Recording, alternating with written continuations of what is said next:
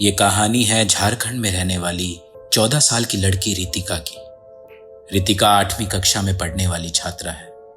दिखने में पतली, रंग से सावली, छोटी छोटी आंखें, कंधे तक बाल और पढ़ने में बेहद होशियार। स्कूल की छुट्टी के बाद रितिका सीधा अपने घर आई। आज घर पर कोई भी नहीं है। उसके दोनों छोटे भाई क्रिकेट प्रैक्टिस पर और हमेशा की तरह उसके मम्मी पापा अपनी नौकरी पर गए थे।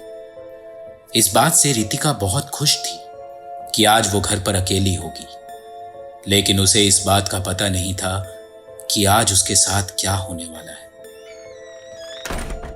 घर पहुंचते ही वो सीधा अपने बेडरूम की ओर गई। उसने अपना बैग बेड पर फेंका, तभी उसकी नजर बेड के ऊपर पड़े एक कागज पर गई। उसने उस कागज को उठाया और पढ़ना शुरू किया। कागज पर लिखा था, घर में कोई है। यह पढ़ते ही उसके चेहरे पर बड़ी सी मुस्कान आई। कागज को मरोड़ते हुए उसने कहा, बहुत ही अच्छा मजाक है, तुम दोनों अपनी क्रिकेट प्रैक्टिस पर क्यों नहीं गए? यह कहकर उसने कागज को फेंक दिया। और हां, अगर आज के बाद तुम दोनों ने मेरे बेडरूम में कदम भी रखा ना, तो तुम्हारी खैर नहीं। सुना विशाल, कार्तिक, मैं तुम दोनों से बात कर रही हूं। किसी का भी कोई जवाब नहीं आया, सिवाय उनकी पालतू बिल्ली लैला के। रितिका ने फिर आवाज लगाई, कार्तिक, विशाल। इस दौरान वो किचन की ओर बढ़ी और फ्रिज से कुछ खाने के लिए निकालने लगी। उसने फ्रिज का दरवाजा खोला और खोलते ही वो थोड़ी सी हैरान हो गई। फ्रिज के अंदर एक और कागज था जिस पर लिखा था, तुम्हारे दोनों छोटे भाई क्रिकेट प्रैक्टिस पर ही हैं। यह पढ़कर उसे थोड़ा सा गुस्सा आ गया। उसने फ्रिज के दरवाजे को जोर से बंद किया। फिर वो चिल्लाकर बोली, यह सब क्या मजाक है? तुम दोनों मुझे शांति से नहीं रहने दोगे ना? ठीक है, मैं अपनी सहेली के घर जा रही हूं। गुस्से से लाल होकर वो बाहर जाने के लिए दरवाजे की ओर बढ़ती है। तेज कदमों से जाती हुई रितिका दरवाजे का हैंडल पकड़ उसे खोलने लगती है, पर उसे यह समझ में नहीं आया कि यह दरवाजा खुल क्यों नहीं रहा। रितिका को ऐसा महसूस होता है कि उन दोनों ने ही बाहर से दरवाजा बंद किया होगा। वो बोलती है, खोलो, दरवाजा खोलो, वरना आज तुम दोनों की खैर नहीं। पर फिर वही, किसी का कोई जवाब नहीं। रितिका घबरा जाती है। आखिर ये दोनों ऐसा क्यों कर रहे हैं? उसे ये बात समझ में नहीं आती।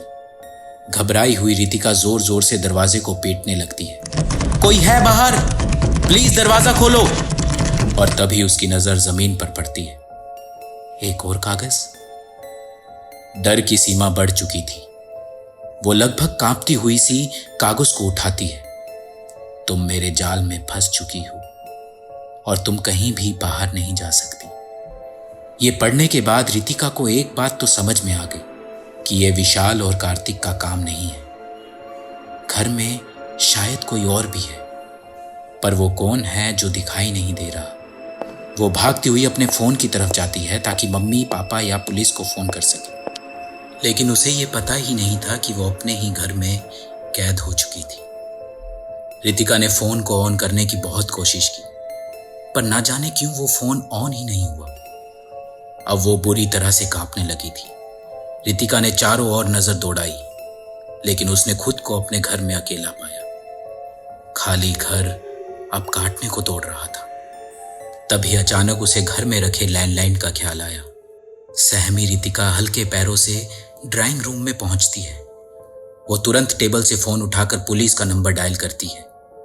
टेलीफोन की बीप के साथ उसके दिल की धड़कन मानो रुक सी गई, जब उसकी नजर टेबल पर पड़े एक और कागज पर पड़ी, जिस पर लिखा था, ना कोई फोन, ना कोई पुलिस और ना ही बाहर जाने का कोई रास्ता। यह पढ़ने के बाद उसका शरीर मानो ठंडा सा पड़ गया। रितिका अपनी पूरी रफ्तार के साथ घर के पिछले दरवाजे पर पहुंचती है।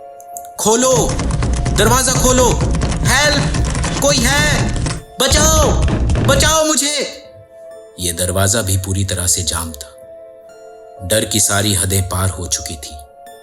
रितिका को अब लगने लगा था कि वो यहां से कभी भी बाहर नहीं जा पाएगी और इसी घर में मर जाएगी। दरवाजे के साथ ही दीवार पर एक और कागज चिपका हुआ था, जिसको पढ़कर रितिका सन्न सी रह गई।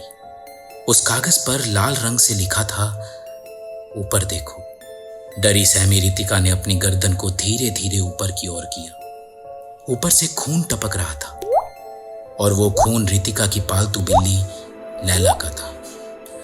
ऐसा लग रहा था जैसे किसी ने बुरी तरह खाकर उसे दीवार पर चिपका दिया हो। ये देखते ही रितिका की जोर से एक चीख निकल गई। इसी बीच ना जाने टीवी कैसे ऑन हो गया।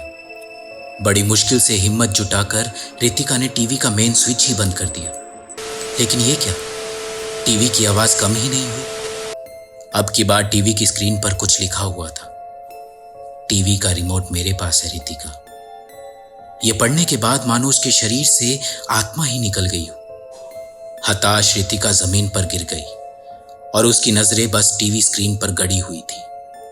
तभी पुलिस के सायरन की आवाज ने उसके शरीर में हल्की जान फूंकी। अब टीवी बंद हो चुका था। केवल रितिका की धड़कनों की आवाज पूरे घर में गूंज रही थी। पुलिस रितिका के दरवाजे आ पहुंची। रितिका ने भागकर दरवाजा खोला और पुलिस वाले के पीछे छिप गई। क्या हुआ, तुम इतनी डरी हुई क्यों हो? पुलिस वाले ने गंभीर आवाज में पूछा।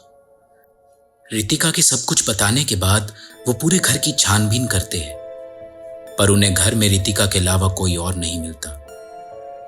रितिका अभी भी डरी सहमी खड़ी कांप रही होती है। तभी अचानक हवलदार श्याम की नजर रितिका के कंधे पर चिपके एक कागज पर गई, जिस पर लिखा था, मैं एकदम तुम्हारे पास था रितिका। ये कागज जितना तुमसे दूर चिपका था उतना ही मैं तुम्हारे करीब था। और उसी टाइम पुलिस आ गई। ये सुनते ही रितिका बेहोश हो गई। आज भी रितिका अकेले रहने से डरती है। उसके मन में ये खौफ आज भी है कि कोई तो है जो हर वक्त उसके साथ है। आप लोगों को ये कहानी कैसी लगी हमें कमेंट बॉक्स में जरूर बताएं और अपने बुरे सपने या हकीकत को हमारे साथ शेयर करें।